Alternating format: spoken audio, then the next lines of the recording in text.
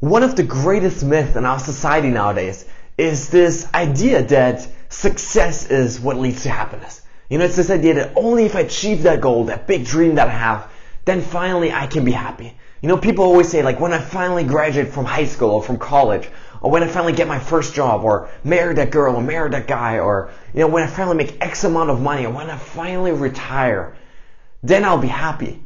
And so all life long, we set up these conditions, these rules for ourselves, for what we believe it takes for us to truly feel happy and fulfilled. And so all life long, we're chasing after these goals, thinking that they will make us happy, only to realize after we've achieved them, that they do so only for a very short amount of time. And so there's a lot of research backing this up, In fact, Ed Diener, the so-called Dr. Happiness, because he's sort of the founding father of, the study of happiness.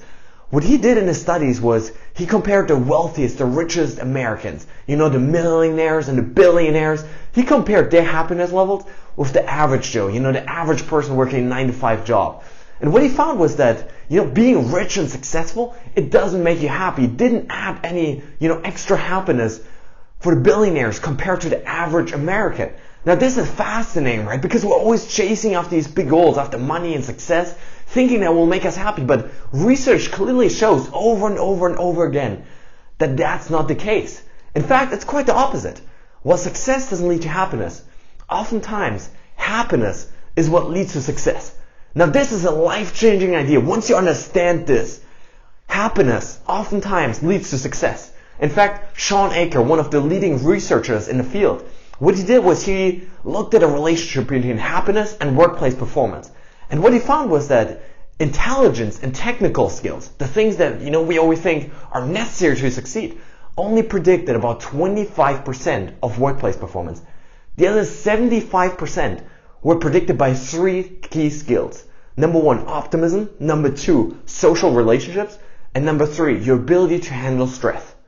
75% of people's work performance weren't determined by how smart they were, by how technically skilled they were, by how much they learned in college, but rather by those intangibles, by the mindset, right? By their ability to stay optimistic, to continually focusing on positive instead of getting in a negative mood. Their ability to connect with other people, to build deep and positive and meaningful relationships. And lastly, their ability to handle stress well, to see problems as challenges and opportunities.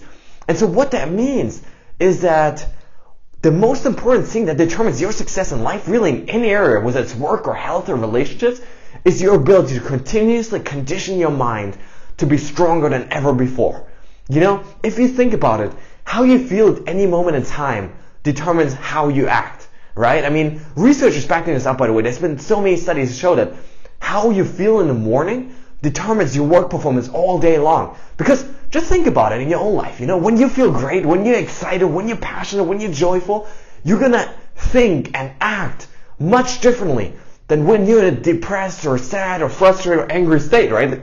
Every decision you make is gonna be totally different because you can focus on the future, you focus on the goals, you focus on your ambitions and the things you're trying to achieve, rather than getting down in arguments and drama and negativity and just kind of listening to those impulses your brain is sending you to eat that chocolate cookie, whatever it is, right?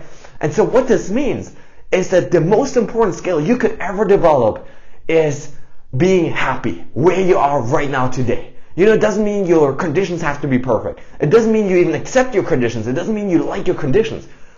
But it means you have to be happy with yourself. You have to love yourself, and you need to continuously create those positive emotions, the excitement, the joy, the gratitude that makes life worth living.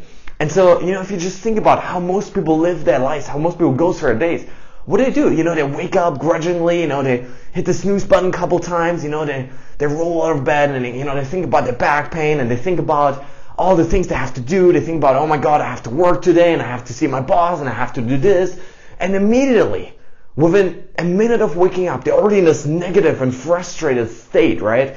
And it just gets worse and worse. They drink 2 cups of coffee and then rush to work. And when they get to work, when you're ready to perform, instead of being, totally focused on their goals and their vision, what they do is they release cortisol, the stress hormone, right? And that puts you into fight or flight mode.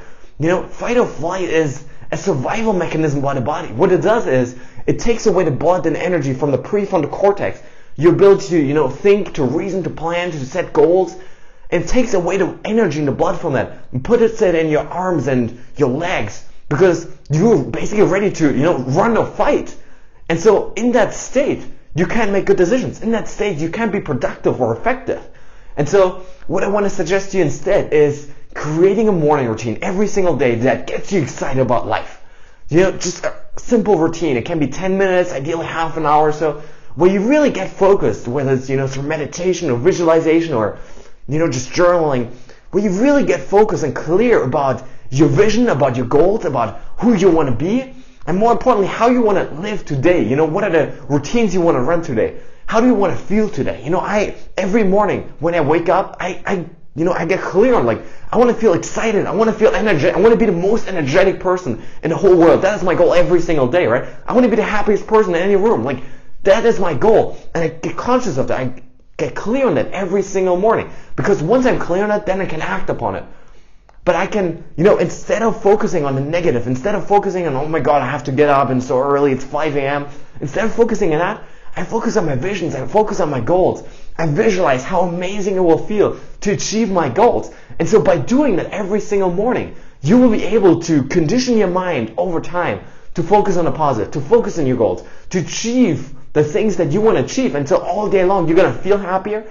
And when you feel happier, you make better decisions. When you make better decisions, you take better actions. And when you take better actions, all results in your life will improve. And so guys, I really hope you enjoyed this video. I really hope to inspire you to set up an empowering morning routine, one that truly excites you and nourishes your mind and your body every single day, because only in a peak state, mentally, physically, emotionally, can you live the life of your dreams.